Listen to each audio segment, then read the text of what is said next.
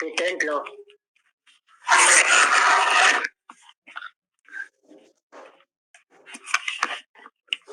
Patent law कल IPR पढ़ा था, उसमें आईपीआर में कल इंटेलेक्चुअल प्रॉपर्टी राइट के बारे में बताया था कि कितने पेटेंट उसमें आईपीआर की फॉर्म्स बताए थे, जिसमें के हमने बताया था पेटेंट कल और जीआई, कॉपीराइट एक्सेट्रा। तो आज पर्टिकुलरली पेटेंट लेंगे। पेटेंट तो पेटेंट बता चुके हैं कल, फिर रिवाइज कर रहे हैं। What is patent? तो a patent is a legal protection for an invention. कोई भी जो इन्वेंशन किया गया उसके लिए जो लीगल प्रोटेक्शन है वो पेटेंट कहलाता है। A patent is a legal protection for an invention. It is covered under the act called the Patent Act 1970. ये पेटेंट एक्ट 1970 के अंतर्गत आता है और इसको amended bye patent act 2005. It grants exclusive right to the inventor. जो हमारे IPR है, इंटेलेक्चुअल प्रॉपर्टी राइट है, उसके अनुसार ये it grants exclusive right to the inventor. Patent promotes innovation and protects intellectual property right. It extends to the whole of India.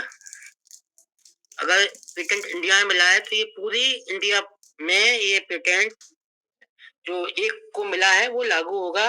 And it shall come into force on such date as the central government may publish the notification in official gazette. जैसे ही official gazette में central government ये publish करेगी कि आपको ये patent दिया गया है, उसी दिन से लागू हो जाएगा और ये उस दिन से ये माना जाएगा। यानी कि patent describes an invention for which the invention claims the exclusive right. A patent describes an invention for which the inventor claims the exclusive right. Patent बताता है कि जो इन्वेंशन किया गया है इन्वेंटर ने और वो उसको क्लेम कर रहा है और कह रहा है कि ये मैंने इसको खोजा है। A patent describes an invention for which the inventor claims the exclusive right.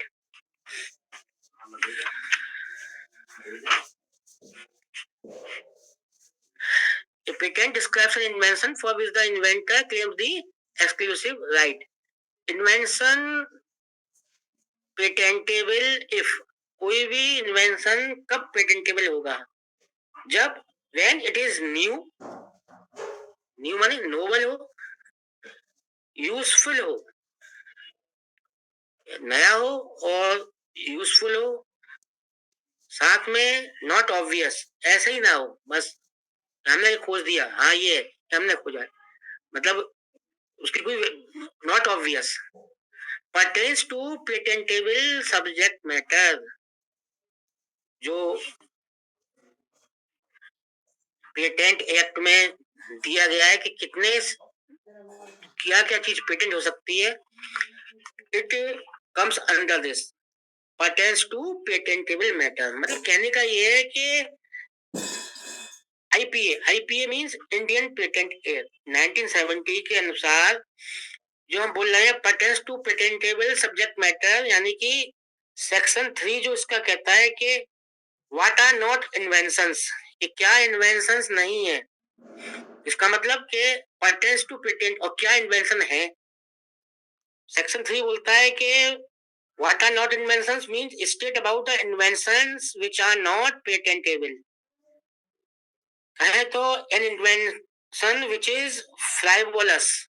फ्राइवोलस means कोई इन्वेंशन तुच्छ हो, behaving in a silly way and not taking anything seriously.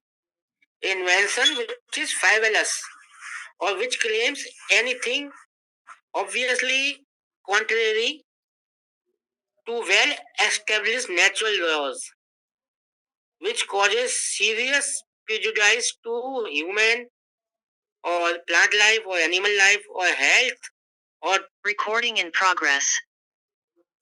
The mere discovery of any living thing or non-living substance occurring in nature.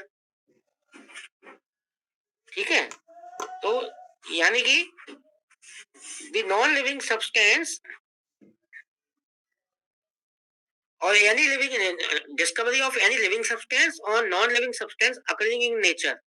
The mere discovery of new form of known substance.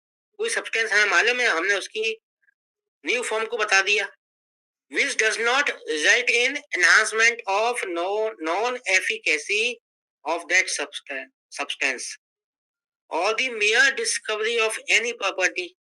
कोई चीज खोजी हुई है, हमने उसकी कोई नई property को खोज दिया, या हम कोई सब्सटेंस हमें मालूम है और हम उसको क्या कर रहे हैं, उसका नया और new use of known substance, नया यूज हमने बताया, और या all of the known process, यदि कोई मशीन है और apparatus, unless such known process results in new product, जब तक कि उस अननोन प्रोसेस से नया प्रोडक्ट ना बन जाए, उसको हम पेटेंटेबल नहीं कहेंगे. और employs at least one new reactant are not patentable, are not patentable. तो ये patentable pertains to patentable subject matter. कौन सी चीज को पेटेंट किया गया है, ये सब किया जाएगा, ये सेक्शन 3 ऑफ IPA 1970 में सब दे रखा है. Patentable subject matter invention relates to a process or product or both. Patentable subject matter में आएंगे invention. Invention relates to a process or product or both. Involves an inventive step. Be capable of industrial machine या a machine. ये सभी जो है ये patentable subject matter है. Types of patents. Patents जो हमारे हैं वो 3 प्रकार से होंगे. एक है यूटिलिटी पेटेंट्स, जैसे कि किसी नए प्रोसेस के लिए, फॉर न्यू प्रोसेसेस, मशीन्स और compositions. For new processes, machines और कंपोजिशंस, उनके आधार पर नए प्रोसेस किसी ने खोजा है, नई मशीन या नया कंपोजिशन, तो वो आ जाएगा किसमें, उसको बोलेंगे हम यूटिलिटी पेटेंट, क्योंकि इसका कहीं पे यूटिलाइजेशन होगा. दूसरा design patents. Design patents. Design patents for new, original and ornamental design. हमने कोई डिजाइन बनाई, कोई नई डिजाइन बनाई, ओरिजिनल डिजाइन बनाई, जो ऑर्नामेंटल्स हैं उनकी नई डिजाइन बनाई, और उनको हम पेटेंट करने के लिए पेटेंट ऑफिस भेज रहे हैं, ये सभी डिजाइन पेटेंट में आएगा. और प्लांट पेटेंट्स, कोई for new varieties of plants, for new varieties of plants, plants की कोई नई वैरायटी है उसके लिए कोई पेटेंट फाइल करेगा तो वो जाएगा प्लांट पेटेंट के अंतर्गत. तो 3 प्रकार के पेटेंट हो गए, utility patent, design patent and plant patents. तो brief history about patent law. तो पेटेंट लॉ 15वीं शताब्दी में इसके बारे में सबसे पहले मिलता है जिक्र. Early roots in 15th century in Venice. US patent act आया 1790 में, फॉर्मलाइज्ड पेटेंट लॉज, और फिर इसके अंदर बहुत सारे सिग्निफिकेंट केसेस आए, शेप्ड मॉडर्न पेटेंट लॉ, और बहुत सारे केसेस आए उससे फिर जो आज का पेटेंट लॉ है और अलग अलग कंट्री ने अपने अपने लॉज बनाए। हमारी इंडिया में आईपीए 1970 में हुआ अमेंडमेंट, उसके अंदर फिर किया गया 20वीं शताब्दी, ये जो 21वीं शताब्दी आई जब, तो जो पेटेंट्स है, पेटेंट जो दिया जाता है वो किसके लिए? It is given for the invention and innovation. Invention और इनोवेशन के लिए जो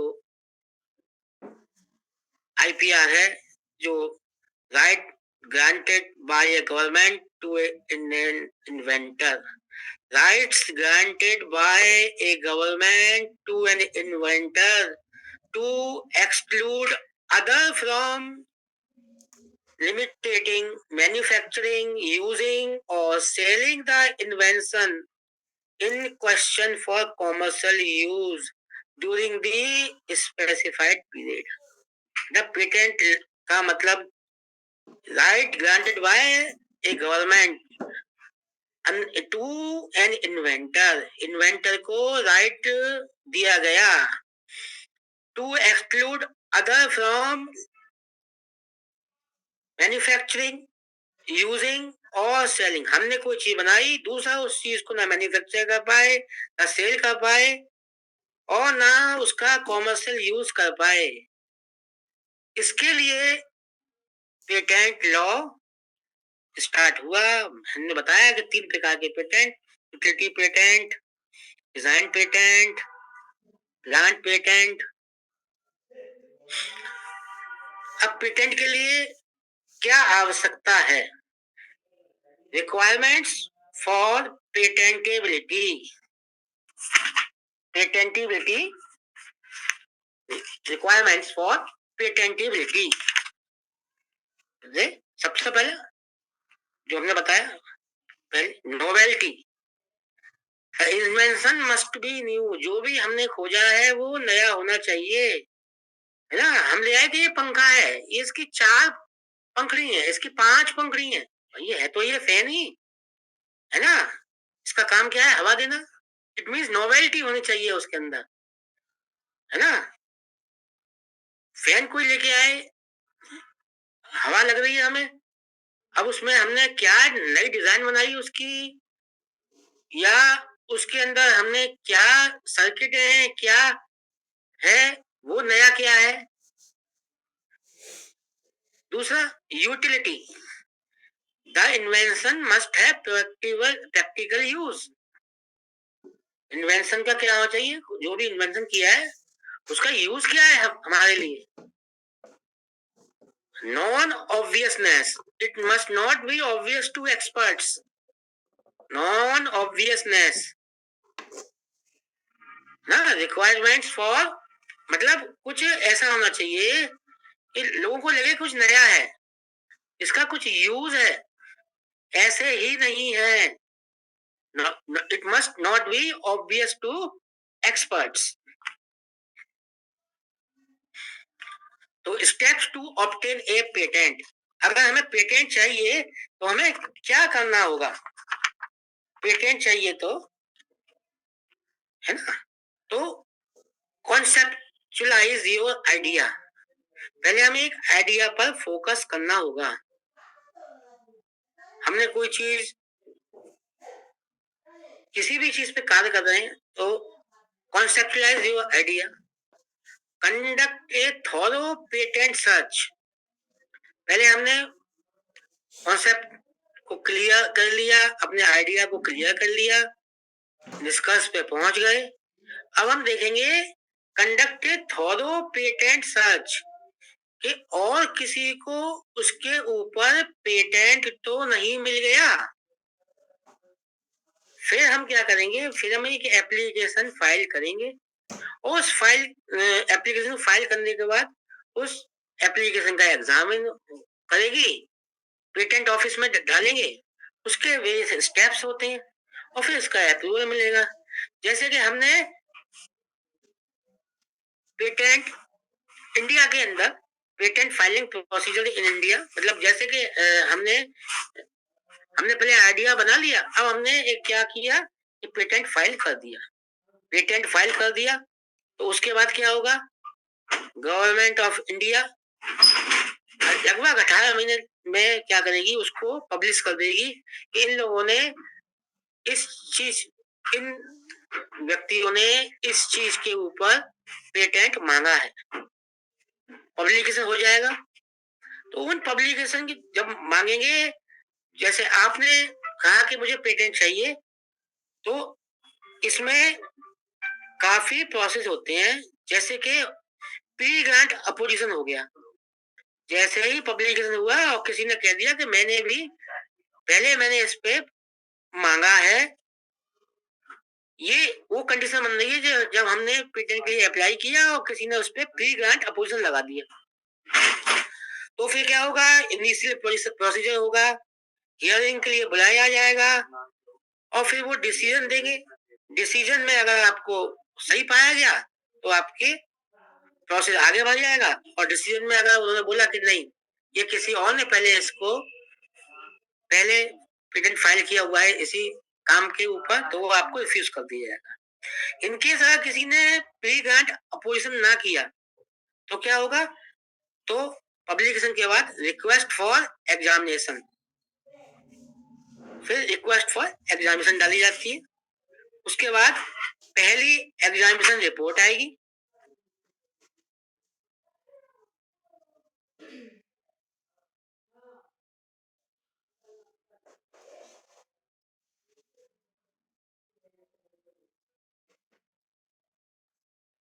ग्रांट होने के बाद आपकी ग्रांट नोटिफाई हो गई कि आपको पेटेंट दे दिया गया। इसके बाद भी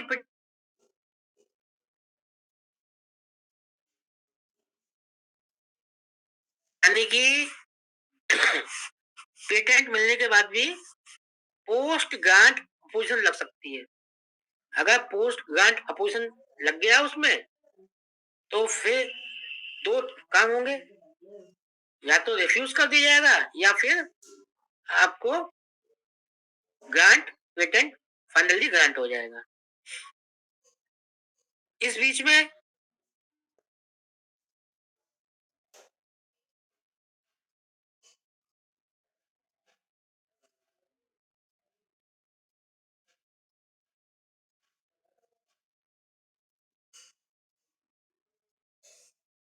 कुछ उसमें आपत्ति लगा दी, तो सबसे पहले आप उनकी आपत्तियां दूर करेंगे।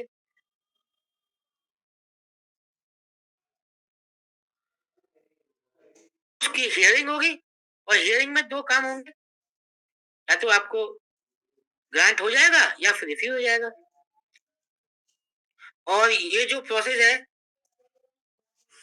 रिमूव फर्स्ट एग्जामिनेशन रिपोर्ट और रिफ्यूज या ग्रांट के बीच में 12 महीने में ये काम हो जाता है। तो इस प्रकार सबसे पहले क्या करना है, हमें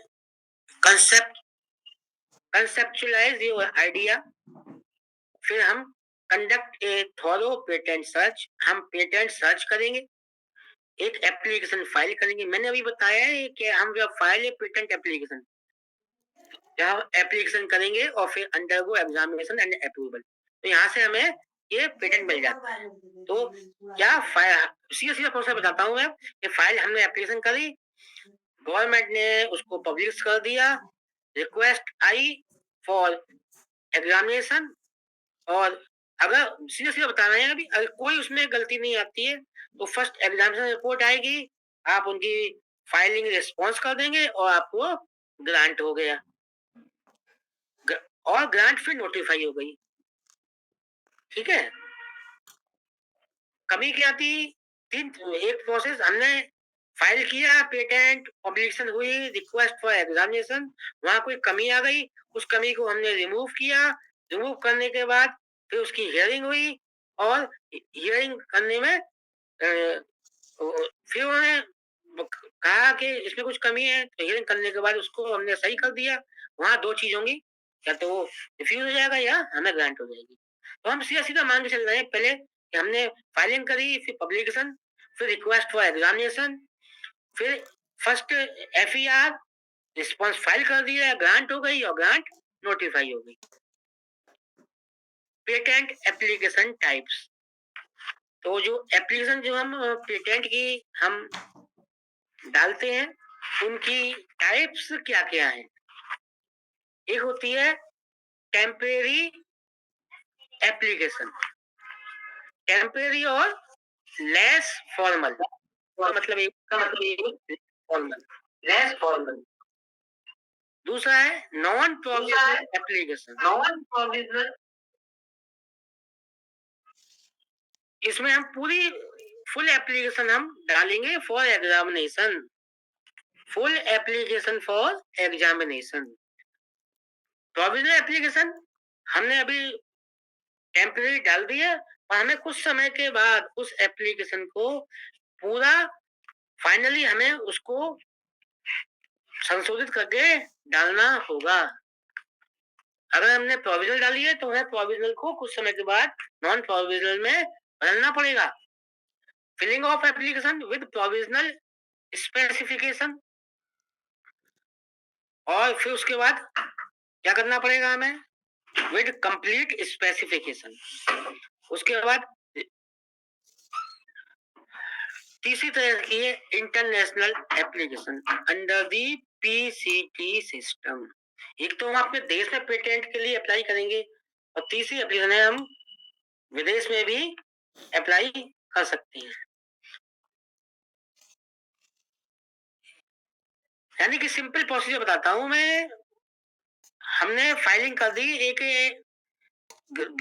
grant for patent, filing of application पहले विद प्रोविजनल स्पेसिफिकेशन हमने कर दी, स्पेसिफिक नोटिफाई हो जाएगा, मना कर दिया तो वो गया। अगर हमने कंप्लीट स्पेसिफिकेशन करी है तो हम क्या करेंगे, वो पब्लिकेशन कर देंगे 18 महीने में, फिर रिक्वेस्ट फॉर एग्जामिनेशन होगा, फर्स्ट FEPR आएगी, फर्स्ट एग्जामिनेशन रिपोर्ट आएगी, उसका हम जवाब दे देंगे, जो भी डॉक्यूमेंट मांगेंगे हम उनको दे देंगे, री एग्जामिनेशन होगा, कोई ऑब्जेक्शन नहीं आता है तो पेटेंट ग्रांट हो गया। ये हम पेटेंट ग्रांट होने के बाद ग्रांट पब्लिकेशन होगा, अपोजिशन नहीं आया तो पेटेंट आपको ग्रांट हो जाएगा। फिर जो फीस मांगे ग्रांट पब्लिकेशन के बाद, नो अपोजिशन तो फीस मांगते हैं, फीस देना पड़ेगा, और जब रिन्यूअल के लिए फीस मांगते हैं तो रिन्यूअल की फीस देनी पड़ेगी। अभी हम सीधा सीधा कर रहे हैं क्योंकि किसी ने इसमें कोई अपोजिशन नहीं लगाया है, वो कंडीशन की बात कर रहे हैं। तो तीन तरह की एप्लीकेशन हो गई हमारी, प्रोविजनल एप्लीकेशन, टेम्परेरी और less formal. Provisional application with provisional specification, और उसको विद कंप्लीट स्पेसिफिकेशन करना होता है कुछ समय के बाद। पेटेंट एग्जामिनेशन प्रोसेस, जैसे मैंने अभी आपको पहले बता दिया कि जब भी हमने एप्लीकेशन डाली उस एप्लीकेशन को क्या किया जाएगा, वहां का एग्जामिनर उसको रिव्यू करता है, रिव्यू करेगा, वो देखेगा कि ये इसमें नयापन है कि नहीं है। जो स्टेप क्या था, फिलिंग ऑफ कंप्लीट स्पेसिफिकेशन मान के चल रहे हैं हम, फिर वो पब्लिकेशन कर दी उन्हें विदिन 18 मंथ, और जब वो चेक करेगा रिक्वेस्ट, वो देखेगा कि चेक करेगा कि इसके अंदर नोवेल्टी है, इसका क्या यूटिलिटी है, इसके अंदर कोई नॉन ऑब्वियसनेस तो नहीं है, और फिर वो क्या करेगा, फीडबैक प्रोवाइडेड फॉर अमेंडमेंट्स। जहां मैंने बोला कि एप्लीकेशन डाली, एप्लीकेशन डालने के बाद रिक्वेस्ट फॉर एग्जामिनेशन आया, वहां पर क्या हुआ कि कंप्लीट स्पेसिफिकेशन डाल दी हमने, और वहां कोई भी उसमें कमी आ रही है तो हमको उस कमी को रिमूव करना होगा। ठीक है, रिक्वेस्ट फॉर एग्जामिनेशन, और जहाँ फर्स्ट एग्जामिनेशन रिपोर्ट आएगी, जहाँ कमी आ गई तो उस कमी को हमें क्या करना होगा, सही करना होगा, और सही करने के बाद उसको री एग्जामिनेशन होगा, और फिर सारे हम ऑब्जेक्शन है उसको कंप्लीट कर देंगे तो हमें पेटेंट ग्रांट हो जाएगा। और फीडबैक प्रोवाइडेड फॉर अमेंडमेंट्स और अप्रूवल, जब वो हमें बोलेगा जो भी, तो हमें उसका टाइम भी जवाब देना है। जैसे वहां से कोई भी उसमें अमेंडमेंट आ रहा है तो हमें उसका जवाब देना है। पेटेंट एग्जामिनेशन प्रोसेस क्या हुआ? Reviewed by A patent examiner. वो चेक करेगा either it contains novelty, this patent have utility, or it does not have any non-obviousness. Feedback provided for amendments and approval. Patent grant होगा तो ये पूरा procedure हुआ। Issued after successful examination. Patent grant कैसे होगा? Patent अगर grant हो गया तो पेटेंट जब भी ग्रांट होता है इशूड आफ्टर सक्सेसफुल एग्जामिनेशन, पूरी तरह से एग्जामिनेशन हो जाएगा। सारे ऑब्जेक्शन अगर कोई आ रहे हैं तो वो रिमूव हो जाएंगे। कोई प्री ग्रांट अपोजिशन ना आ जाए, और पेटेंट मिलने के बाद भी पोस्ट ग्रांट अपोजिशन भी हो जाता है। उसके लिए फिर अपील लगती है, तो उसके बाद हमें पेटेंट मिलता है। ये फिर होता है या मिलता है। तो issued after success patent grant यानी कि issued after successful examination requires maintenance fees for validity. इसके लिए फीस जमा होती है, जो कि फीस है वो जमा करनी पड़ेगी। वो पहले मांगते हैं और एक बार बाद में लगती है। ठीक है, 4 से 5,000 रुपए के बीच में अलग अलग टाइम पे बढ़ती रहती है ये। इसका life time and duration. Lifetime and duration. The term of patent is 20 years from the date of filing for all types of inventions. है ना? प्रायोरिटी डेट इसकी क्या है? जो फर्स्ट टू फाइल, जो पहले फाइल कर देगा। दो पेटेंट एक एक ही प्रकार के, और प्रायोरिटी डेट क्या है? फर्स्ट टू फाइल, जो पहले फर्स्ट आपने फाइलिंग करी है। Date of patent is date of filing the application for patent. जैसे मैंने आज पेटेंट के लिए अप्लाई किया है और मुझे जो पेटेंट 2 साल में पूरा उसका प्रोसीजर खत्म हुआ, तो मुझे the date of patent is the date of filing the application for patent. The term of patent is counted from this date. यानी कि जो हमें प्रोसीजर क्या हुआ कि हमने पहले फाइल एप्लीकेशन करी, फिर प्रोविजनल स्पेसिफिकेशन तो कंप्लीट। अगर हमने filing of application with complete specification किया है तो हम एग्जामिनेशन के लिए बुला दिया जाएगा। अगर हमने प्रोविजनल स्पेसिफिकेशन किया है तो हमको फिर कंप्लीट स्पेसिफिकेशन देना पड़ेगा, और हमने कंप्लीट स्पेसिफिकेशन ना किया, जैसे आज हमने पेटेंट अप्लाई किया, हमने प्रोविजनली अप्लाई किया है और हमने उसका कंप्लीट स्पेसिफिकेशन नहीं दिया है, तो वो कुछ समय के बाद वो खत्म हो जाएगा, अबेंडेंट हो जाएगा। अगर हमने फाइलिंग और एप्लीकेशन कंप्लीट स्पेसिफिकेशन किया है तो 18 महीने में रिक्वेस्ट फॉर एग्जामिनेशन हो जाएगा। पब्लिशन कर देंगे वो 18 महीने में रिक्वेस्ट फॉर एग्जामिनेशन। और प्री ग्रांट नहीं अपोजिशन नहीं लगता है तो FER यानी first examination report, apply to first examination report, then जो भी प्रोसेस है रिप्लाई कर दिया आपने। अगर ऑब्जेक्शन आया तो उसका जवाब दे दिया, नहीं आया तो आपको पेटेंट ग्रांट। अब पेटेंट ग्रांट भी हुआ और पोस्ट ग्रांट अपोजिशन नहीं होना चाहिए।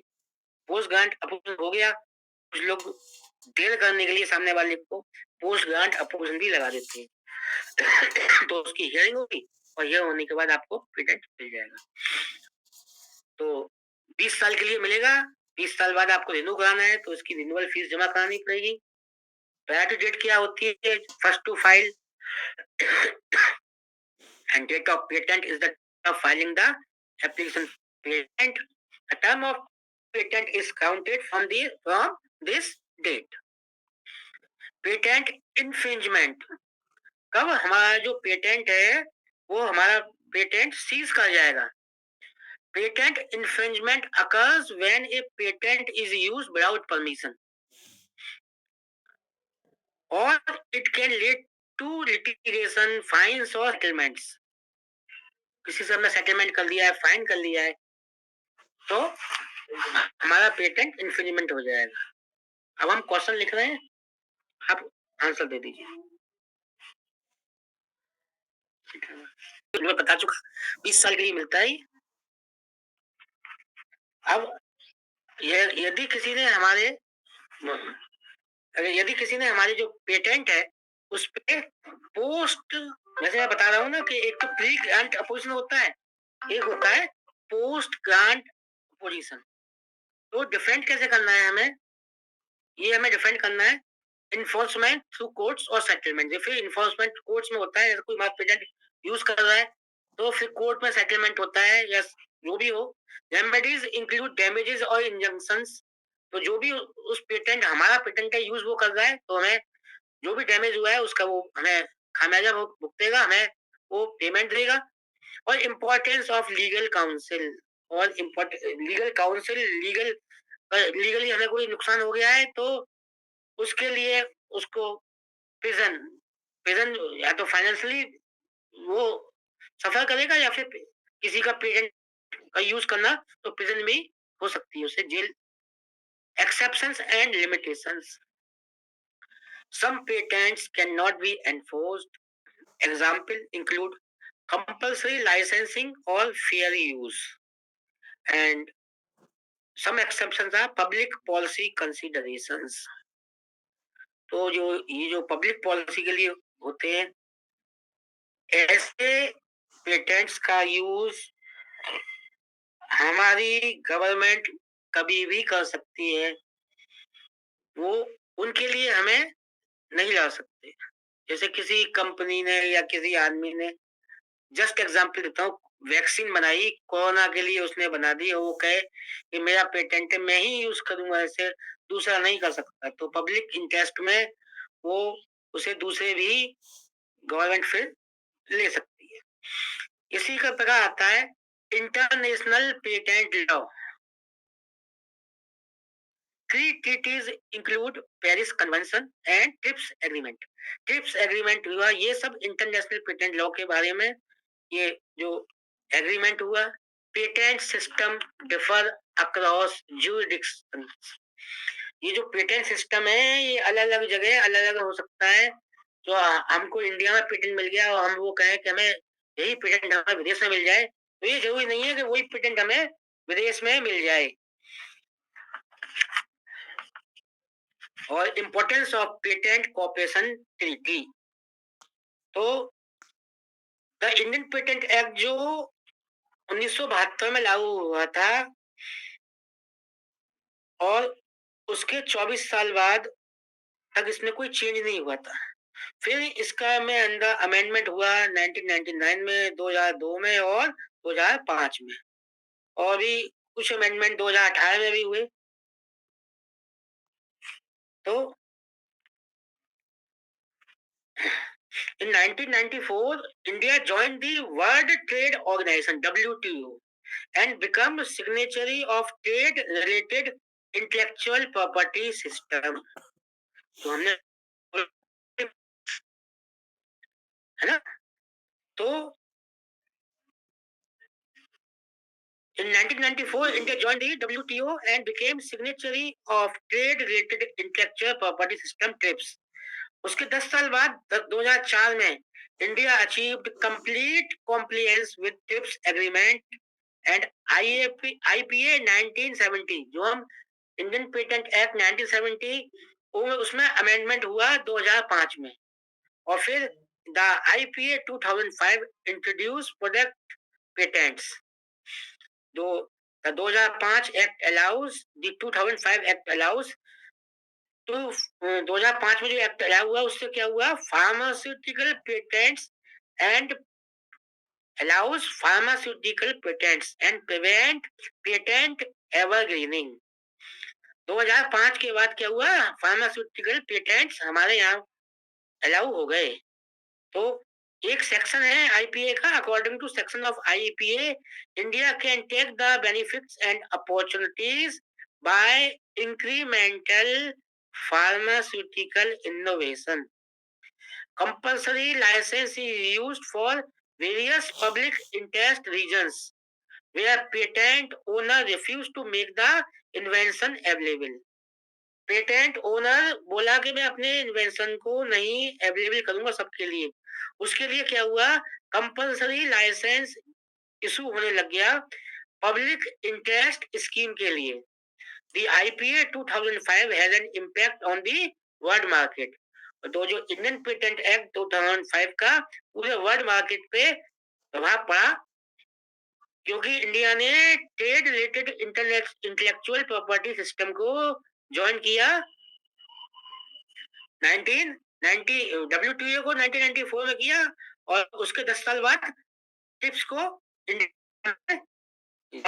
किया, और फिर टिप्स को ज्वाइन करने के बाद 2004 के बाद 2005 में हमारे यहाँ अमेंडमेंट हुआ, उससे फार्मास्यूटिकल इनोवेशन हुआ। The act attempt to balance and satisfy the variety of stakeholders, including domestic research, development, community, foreign pharmaceutical companies, civil society group and medicine production companies. तो ये टिप्स के बाद ये पेटेंट लॉ का बहुत ज्यादा योगदान है। Patent protection world wide, patents are territorial by nature, separate application needed for each country. अगर हमको पेटेंट अलग अलग देश में चाहिए तो हमको अलग अलग एप्लीकेशन देनी पड़ेगी। चैलेंजेस इन ग्लोबल इन्फोर्समेंट, ये नहीं है कि एक जगह हमारी रिफ्यूज हो गई तो हमें दूसरी जगह ना मिले। तो पेटेंट प्रोटेक्शन वर्ल्ड वाइड, तो इसी को और थोड़ा समझाने के लिए, is a patent granted in one country, यदि एक कंट्री में हमें पेटेंट ग्रांट हो गया है तो वो इन्फोर्सेबल हो जाएगा दूसरी कंट्री में? क्या नहीं, no there is nothing like a global patent. कोई ग्लोबल पेटेंट नाम की कोई चीज नहीं है। और ए world patent, granting a patent in one country of union does not force another country to grant the patent for the same invention. माना कि हमें पेटेंट एक कंट्री में मिल गया तो दूसरी कंट्री उसी के आधार पर पेटेंट नहीं देगी। दूसरी कंट्री का जो प्रोसीजर है पेटेंट का, हर कंट्री का पेटेंट देने का अलग अलग प्रोसीजर है, उसके मुताबिक वो काम करेगी। और ये भी नहीं है the refusal of the patent in one country, अगर एक कंट्री ने आपको रिफ्यूज कर दिया, it does not mean that it will be terminated in all the countries. एक कंट्री ने मना किया तो दूसरी कंट्री में नहीं मिलेगा आपको पेटेंट, ऐसा कुछ नहीं। एक कंट्री में मिल गया तो दूसरी कंट्री दे देगी, ऐसा भी नहीं। पेटेंट इज नॉट ग्लोबल, और there is nothing a word like world patent. Granting a patent in one country, it does not allow the, it does not compel other country to give you patent on the same subject। And अगर किसी country ने मना भी कर दिया तो ये नहीं है कि अगली कंट्री भी मना करेगी। Benefits of patent protection, benefits क्या है पेटेंट प्रोटेक्शन की? Encourages innovation and investment, grants competitive market advantage, encourages innovation and investment। Patent मिला हुआ है और आप किसी कंपनी के पास गए और बोले मुझे इसी पे ये प्रोडक्ट आगे करना है, तो वो अपना इन्वेस्टमेंट आपके में करेगा। क्यों? क्योंकि उसे मालूम पेटेंट है, कुछ नयापन होगा इसमें, तो ये पेटेंट दिया गया है। इंकरेजेस इनोवेशन एंड इन्वेस्टमेंट, और आगे भी आपको मौका देंगे और बड़ी बड़ी इंडस्ट्रीज के आप और आगे शोध रिसर्च करें। अगर आपके पास पैसा नहीं है खुद, क्योंकि जरूरी नहीं कि हमारे पास बहुत सारा पैसा हो, हम रिसर्च करें, रिसर्च में पैसा भी लगता है। तो encourages innovation and investment, grant से कॉम्पिटिटिव मार्केट एडवांटेज, ग्रांट से कॉम्पिटिटिव मार्केट एडवांटेज, यानी कि मार्केट में बहुत कॉम्पिटिशन है और आपके पास कोई पेटेंट है तो आपकी अलग वैल्यू होगी और वहां आप सुपीरियर साबित होंगे। एंड कोई protect IP intellectual property. Intellectual property आपकी प्रोटेक्ट होगी क्योंकि आपकी ये पेटेंट आपने अपने कार्य पे लिया हुआ है, तो कोई और उसको नहीं इस्तेमाल करेगा, यूज करेगा, और जो कोई यूज करेगा तो आपको जनरेट रेवेन्यू माने पैसा देगा। Challenges in patent law, patent में चैलेंजेस भी हैं क्योंकि लेंदी प्रोसेस है, 2 साल लगेगा, और high cost, patent trolls exploit the system.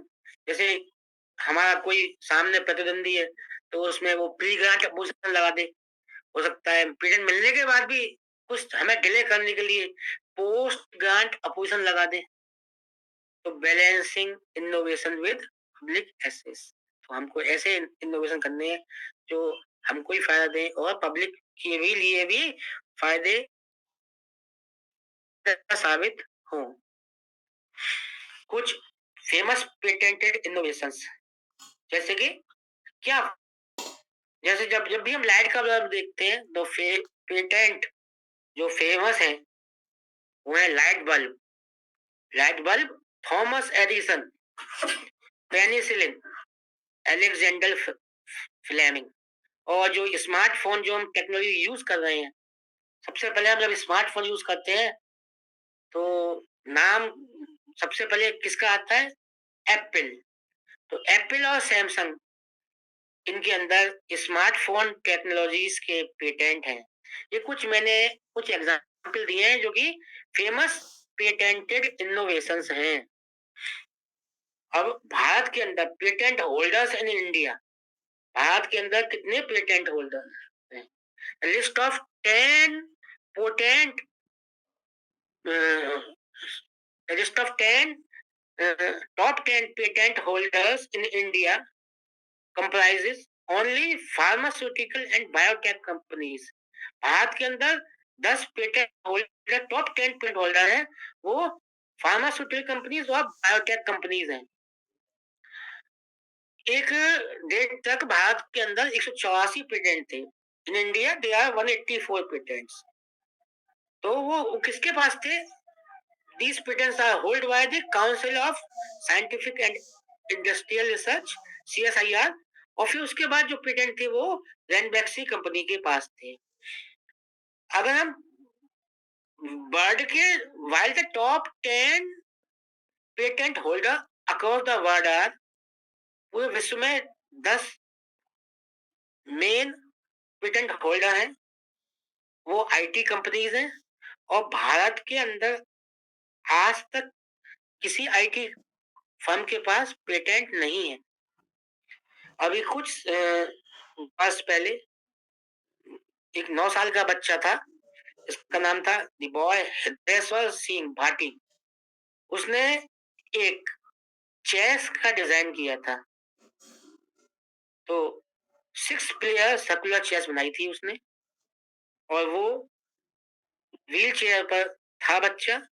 अभी कुछ समय पहले उसकी डेथ भी हो गई, परंतु उसने 6 प्लेयर सर्कुलर चेस बनाई और वो उसने अपने नाम, जयपुर के उस बच्चे ने वो पेटेंट अपने नाम करवाया। कुछ केस स्टडी जैसे कि जो डिस्प्यूट्स हुए, जैसे कि पेटेंट था और आपस में कुछ डिस्प्यूट्स हुए, जैसे Apple versus Samsung over smartphone design. जो हम बात कर रहे हैं स्मार्टफोन की डिजाइन थी, और एप्पल और सैमसंग ने आपस में इनके ऊपर ये जो कोर्ट केस हुआ। highlights the importance of clear patent claims, legal and financial implications। ये कुछ एग्जांपल्स हैं जिसके से जो लीगली ये केस पेटेंट था उनके तरफ ये गया। Emerging trends in patent law, और अब तो नया है पेटेंट लॉ में, नया ट्रेंड आ गया है, एआई आ गई है एंड मशीन जनरेटेड इन्वेंशंस आ रहे हैं। ये इमर्जिंग ट्रेंड्स हैं पेटेंट के अंदर। ग्रोथ ऑफ बायोटेक्नोलॉजिकल पेटेंट्स भी आ रहे हैं। Patent law adapting to digital innovation, और पेटेंट लॉ डिजिटल इनोवेशंस को भी अडेप्ट करता जा रहा है। ये कुछ नए हैं एआई का। है ना? एआई में जो अमेरिका है वो सबसे ज्यादा इन्वेस्ट कर रही है और 850 करोड़ लगभग उन्होंने इन्वेस्ट किया और चीन ने वही एक नया एक ऐप बनाया है वो 50 करोड़ के लगभग। तो वो अब आगे जो कंपनी जैसे बोल रहे हैं एआई का युग आ रहा है तो एआई में भी पेटेंट लेने होंगे और ले रहे हैं। AI and machine generated inventions हो रहे हैं और वो भी पेटेंट लॉ उन पे भी लग रहा है। Potential reforms in patent law, तो क्या पोटेंशियल रिफॉर्म्स हो सकते हैं? सिंप्लीफाइंग कर दें हम एप्लीकेशन प्रोसेस को, reducing cost for small inventors, addressing ethical and global challenges. और कुछ इन्वेंटर्स हैं तो वो क्या करें? Conduct thorough patent search, keep detailed records of invention और सीक प्रोफेशनल एडवाइस। और कुछ पेटेंट अटर्नीज होते हैं, वकील होते हैं, उनसे भी अब तो बड़ी बड़ी कंपनियां पेटेंट देने के लिए वो फर्म बन गई हैं। तो वो पेटेंट लॉ है उससे seek professional advices from patent attorneys.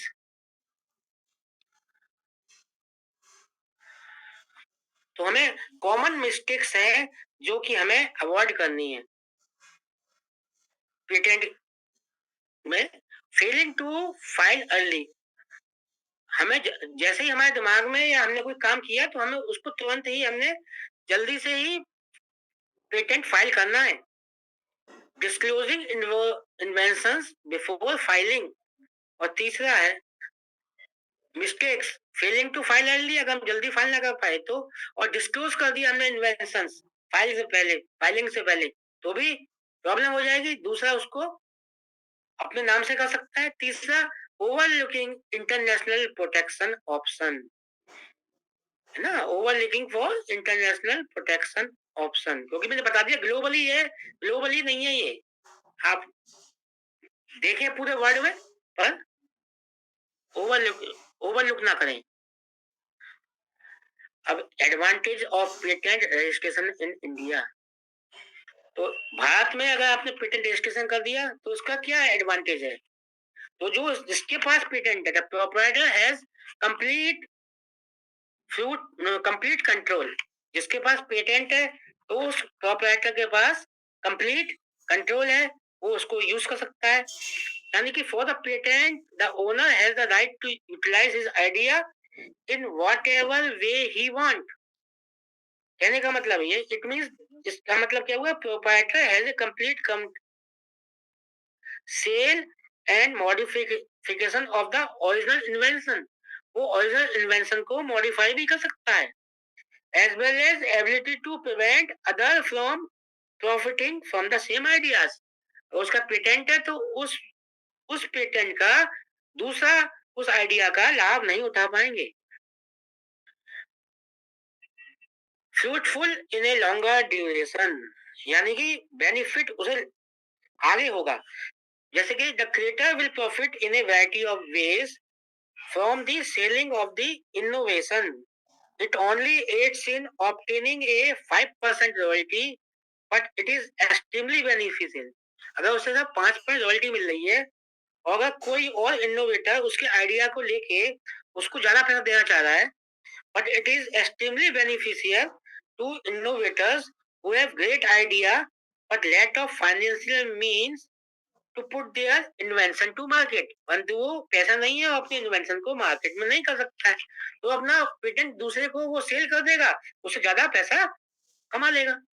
Return on investment privileges, when the owner realizes that innovation is not bringing him any benefit, उसे लगा कि उसने कोई शोध किया है उससे कोई फायदा नहीं हो रहा है, तो वो क्या करेगा? He may decide to give it to another deserving or successful individual।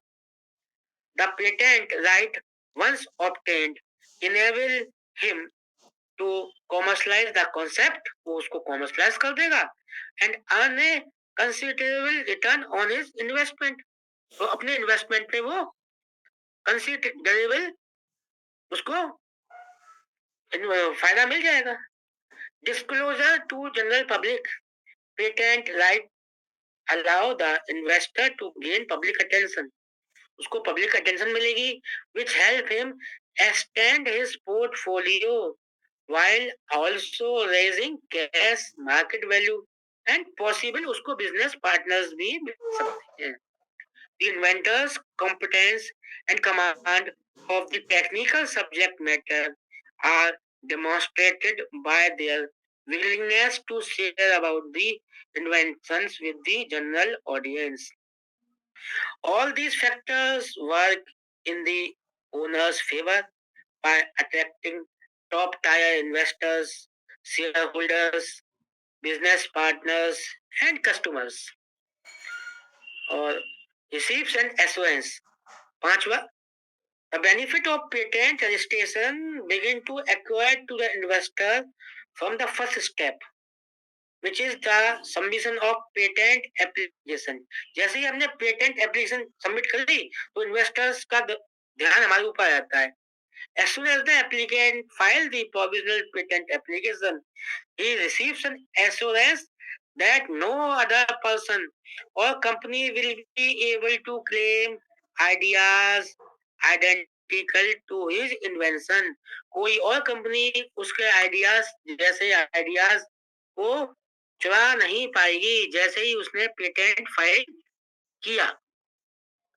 अब पेटेंट फाइल करने के लिए क्या क्या हमें डॉक्यूमेंट चाहिए, तो हमें डुप्लीकेट एप्लीकेशन फॉर्म चाहिए। इन डुप्लीकेशन दी प्रोविजनल और कंप्लीट स्पेसिफिकेशन मैंने बताया दो होंगी, एक प्रोविजनल और complete. If A provisional specification is filed तो हमें क्या करना पड़ेगा, entire specification must be filed with in 12 month. अगर हमने प्रोविजनल एप्लीकेशन फाइल करी है तो हमें एंटायर एप्लीकेशन 12 महीने के अंदर देनी होगी। डुप्लीकेट ड्राइंग्स देनी होगी अगर जरूरी हुआ तो।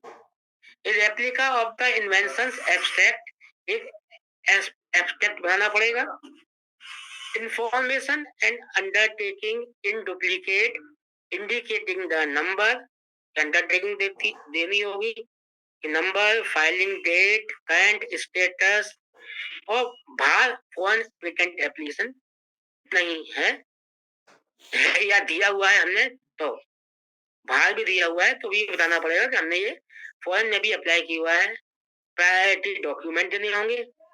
अटर्नी इनफैक्ट अगर कोई होती है इन एनी पेटेंट अटर्नी और फीस पेबल कैश और चेक। तो मैंने आपको बताया, पहले ही बता चुका हूँ step.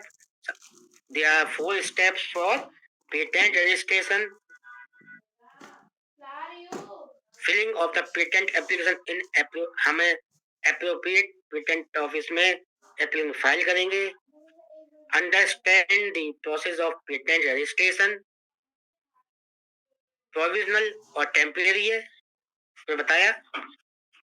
Publication of the file patent, filing a request for examination in the patent office, और आखिरी में पूरा प्रोसेस है, हमें पेटेंट ग्रांट होगा, पेटेंट हमें रिफ्यूज होगा। ये स्टेप्स है, पहले भी मैंने ये स्टेप्स ये समराइज कर दिया है।